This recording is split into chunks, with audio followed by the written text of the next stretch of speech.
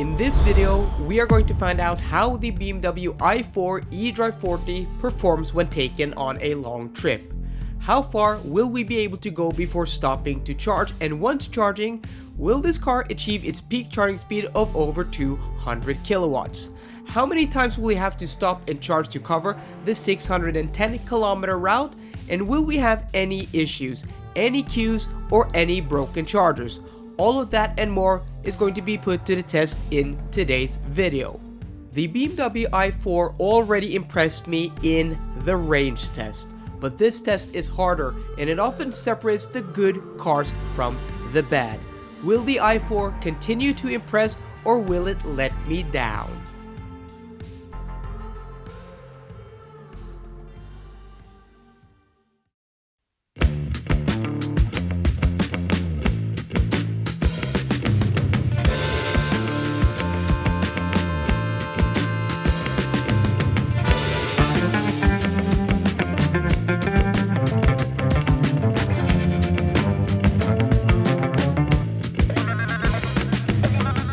A few days from Christmas, and the weather outside is pretty decent today. Almost no clouds on the sky, a little bit of sun, but the sun is setting, but not as early as when I did this video a few days ago with the Kia EV6 GT, because it's not that late now. It's about 1:30 and the sun is setting, but we're gonna have a few hours still of daylight before it gets completely dark. But then in a few days, the winter solstice, and then it's gonna get lighter and lighter for every day that passes, and I can't wait for that, because this dark season isn't the easiest here in Norway and in Scandinavia, but the nice weather, the snow making everything a little bit lighter does help.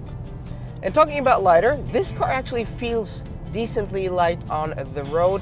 The steering, quite light, but also very precise. It kind of reminds me of old BMW steering. I used to have a BMW E39 back in the day, and that had quite decent steering. This feels like this, nothing like the E90 series of BMW, which probably has the nicest steering I've felt in any modern day normal saloon. But yeah, pretty nice to drive, and also quite quiet here on the motorway. It's just a really nice driving experience, and BMW, they do seats well. There's nothing about this drive that I don't like. This is what BMW do best: ride and handling, and just overall comfort. It's a really nice car to drive on a long trip. So we've been on a road for almost an hour now, covered almost 90 kilometers, and average consumption thus far 18.8 kilowatt hours per 100 kilometers.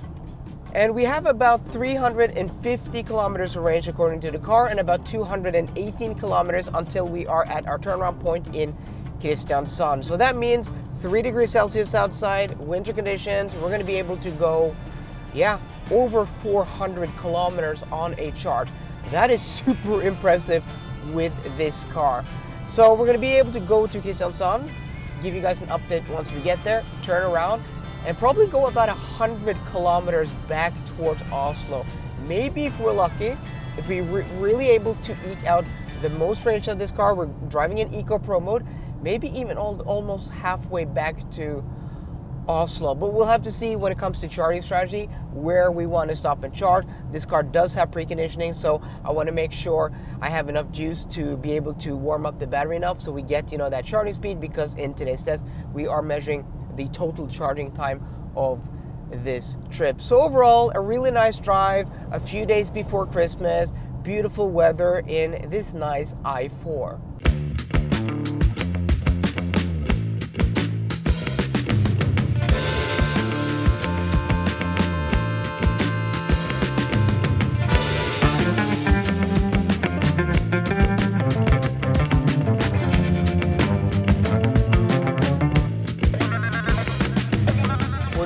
In Kristiansand, and look at this, there's a lot of traffic here, much more traffic than what we're used to, and according to the map it's going to take us 13 minutes to go from here over to, well, we're not going to go all the way into Kristiansand, but all the way over here is probably going to take like 10-12 minutes. So the big question is, do we do that, or do we just cut this short trip by a few kilometers? I mean, we're gonna go here in the taxi lane, which I think we're able to do now here in Kristiansand, driving an electric car, because there's no, asterisks where you have to be several passengers. So I think we're gonna just go around here. 4.4 kilometers, so that's 9 kilometers at the end of the trip. But the way we're gonna do that, resolve that, is I think we're just gonna go a detour on our way back, because traffic won't help us at all. So what we're gonna do, as I said, is we're gonna go an extra 9 kilometers to work that back in on the motorway. So we're gonna do an exit, we're gonna loop back towards Kristiansand, and then we're gonna go back towards Oslo again. So the distance is gonna be pretty much the same. But okay, let's take a look at this, guys. We're down to 25% stated charge and 18.2 kilowatt hours per 100 kilometers. That is super impressive.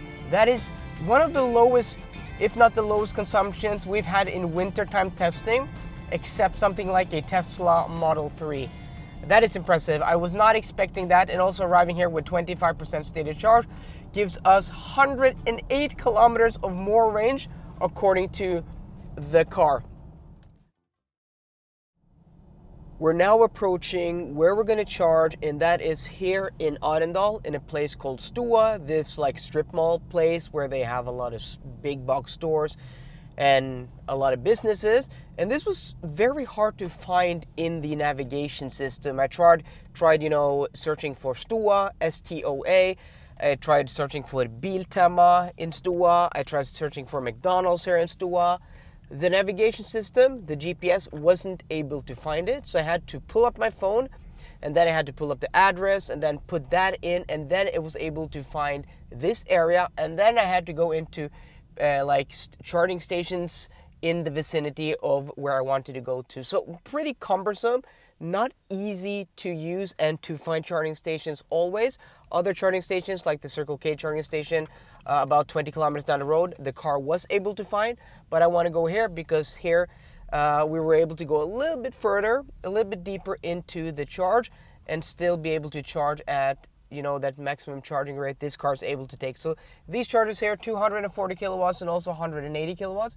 Let's see if there are any free or vacant chargers. I'm hoping there is. So what we're going to do is we're going to hop out here. We're going to see if we can connect to this charger before this guy connects, because this is 240 kilowatt. He's at this Peugeot E208, so he's not getting peak charging. It's not going to get more than like 80 kilowatts from that car. So hopefully we can utilize more of the modules in this charger. Okay, but before we do that, the average consumption, again, it disappears from the screen here, which is pretty annoying. We have to go in here. 18.6 kilowatt hours per 100 kilometers, 373.6 kilometers covered, and we have about 35 kilometers of range left. So that means we would have been able to go more than 400 kilometers if we needed to in today's video, which is pretty insane now in winter. Okay, we're now connected and speed is ramping up rapidly. So hopefully we'll get a lot of charging speed here. Oh, this is pretty awesome, pretty awesome. So this charger can output 240 kilowatts. And even though there is a Peugeot E208 connected here, we're getting 195 kilowatts at 9% stated charge now, 196. So that is pretty rapid, pretty awesome. So what we're gonna do here is we're gonna charge to, I don't know, maybe around 60%. So if I go to the navigation system here, if I go to, oh, I have to turn on the ignition. Yeah, sure, but I wanna go to the navigation system. Can't I turn on the car when... That's dumb. Seriously? Can't I go to the home menu? Close? Close? Okay, and then home. Sure. That's fine. Okay, so there we go. So we want to go to our destination, which is Esso in, let's see, Slependen, where we started today's test. There we go. And we're going to choose that. So the car says we're going to arrive there with 0% with this current stage of battery. Sure. But okay, let's see what the car says. This car does not show the battery percentage we are going to arrive with at a charging station. Oh, look at this, guys. More than 200 kilowatts. Wow, that is pretty awesome. How is this charger outputting 201 kilowatts to this car and giving that car a charge also. Maybe he's not charging. I don't know. The guy left. The car looked like it was charging. But look at this, guys. 200 kilowatts. That is basically peak.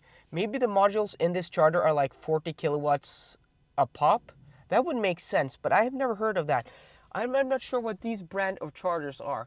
They're pretty interesting, but that is cool. So the car doesn't show us the percentage we're going to ride with. So this does have route planning, but it doesn't tell us how long we're going to have to charge to be able to go to our destination. So no information here that I can see. Nowhere, right? And no information here either. Yes, this is in Norwegian, but if I go over here to, let's see if it does, we can do charging stops, but we are charging, so we don't need a suggestion for charging stops. No, it's not going to show us anything. So that is, okay, so not sure what we're going to do, but from my calculations, we're going to charge to about 60%. That should give us enough charge to be able to get back to our starting point. Okay, already 19% stated charge, 186 kilowatts. This is rapid. Impressive, this i4 when it comes to charging now in winter. So we're here connected to this rugged charger, and to start the charging and to see if this charger was vacant or free before we came here, I used the Elton charging app, which is the most awesome charging app if you live in Norway, Sweden, Finland, or Denmark, because one charging app with one charging interface and one payment method lets you charge at almost all charge point operators in all of these countries. It's super easy to use. It's an immense tool when you're traveling to find chargers, to find vacancy at chargers, and if there are queues and how much traffic there is, and also to see the speeds of the chargers that you want to stop before you stop there. So if you want to support the channel, if you want the best charging app if you live in the Nordics, go to the link in the description box down below and download the Elton charging app from there.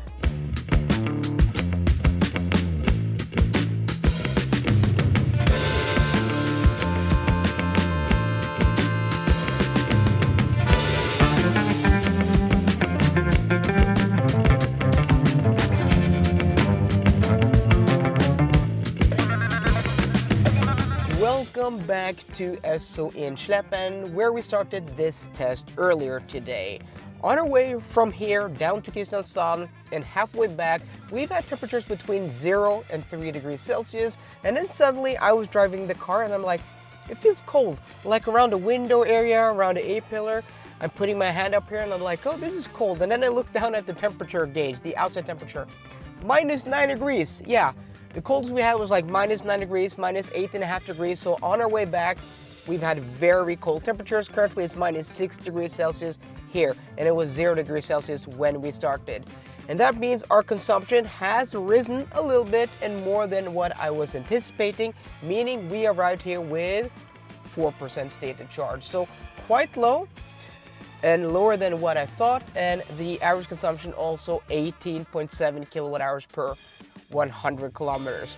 And I say higher than what I was expecting. Yeah, a little bit higher, but everything considered, considering that today was between 3 degrees plus and -9 degrees Celsius, that consumption is amazing. That is like one of the top 5 lowest consumptions we've had, or at least top 10 lowest consumptions we've had in this test overall. And that's counting like springtime testing, fall testing, and summer testing. In winter, this is by far the lowest consumption we've had in any electric car.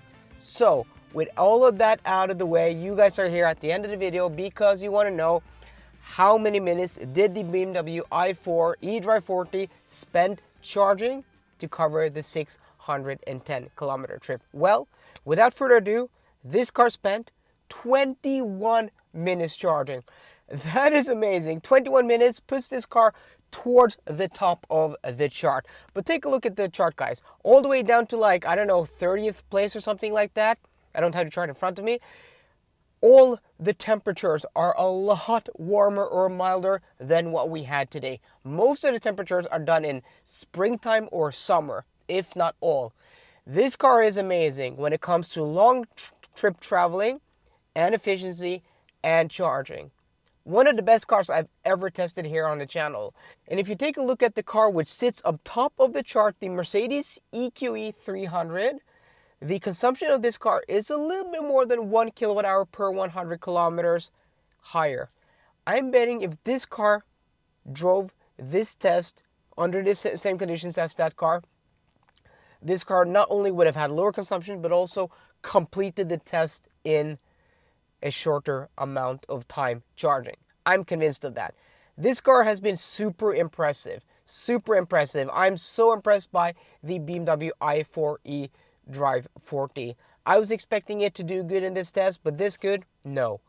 Yeah, really surprised me. So guys, let me know what you think about the results in today's video. And when you do so, I hope you enjoyed today's video. If you did, please drop me a thumbs up down below. And for more car content, as always, please subscribe. See you guys later and goodbye.